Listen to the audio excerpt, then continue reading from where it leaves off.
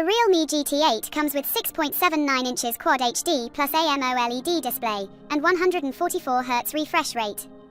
Rear camera's 50-megapixel main camera with OIS, plus 50-megapixel periscope telephoto camera with OIS, and 8-megapixel ultra-wide-angle camera with 8K video, 16-megapixel selfie with 1080p video. Powered by Qualcomm Snapdragon 8 Elite 3nm chipset, it runs on Android 16, based on Realme UI 7.0. Comes with 12GB, 16GB of LPDDR5X RAM, and 256GB.